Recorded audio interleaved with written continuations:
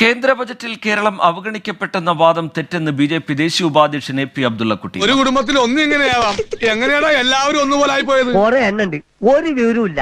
മന്ത്രി K N ബാലഗോപാലിന് ധനകാര്യ മാനേജ്മെന്റിനെ കുറിച്ച് ഒന്നും അറിയില്ല.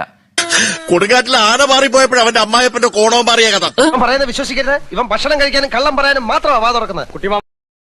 ബഡ്ജറ്റിൽ വളരെ സൂക്ഷ്മമായി നോക്കിയാൽ നമുക്ക് കാണാൻ സാധിക്കും, ധനകമ്മി കുറച്ചു കൊണ്ടുവന്ന ഒരു ബഡ്ജറ്റാണ്. ഈ പഴയ അലവലായത്തരൊക്കെ ഇപ്പോഴും കൂടെ കൊണ്ടു നടക്കല്ലേ? എന്ത് ചെയ്യാനാ, അതെന്റെ തൊലിയുമായിട്ട് ഇഴുകി ചേർന്ന് പോയി. റവന്യൂ കമ്മി കുറച്ചു കൊണ്ടുവന്ന ഒരു ബഡ്ജറ്റാണ്. ആരത് പറഞ്ഞേ? എടോ, ഇതൊക്കെ ആരെങ്കിലും പറഞ്ഞിട്ട് വേണോ? കാര്യങ്ങളൊക്കെ ഇത്രയായ സ്ഥിതിക്ക് നമുക്കോട്ട് ഊഹിക്കാൻ പാടില്ലേ? ആ പഴയ ലാത്തിയടി തന്നെ. നിനക്ക് ഈ വാചകം ഒന്ന് കുറച്ചാലെന്താ? ഇപ്പൊ വളരെ കുറച്ചിരിക്കുക.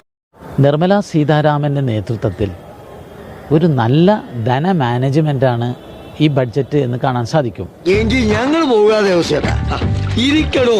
സുനാമി മുഖം വന്നിട്ട് നമ്മൾ പിടിച്ചിരിക്കുന്നില്ലേ? കേരളത്തിന് എയിംസ് കിട്ടും, യാതൊരു സംശയവും വേണ്ട. അതൊക്കെ നാട്ടുകാർക്ക് അറിയാവുന്ന കാര്യമല്ല അല്ലേ?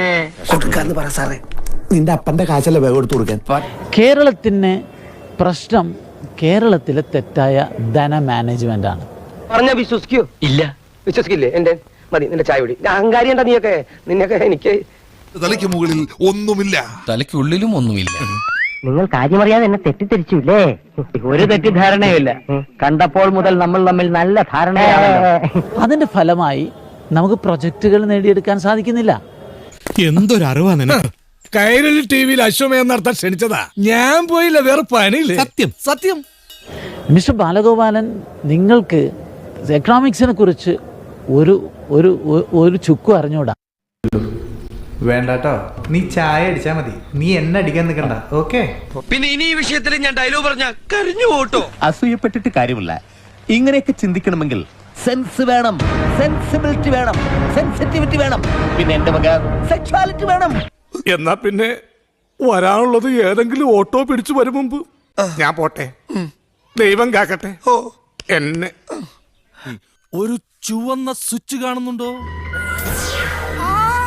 കാണുന്നുണ്ട്. ചുവന്ന സ്വിച്ച് അമർത്തി.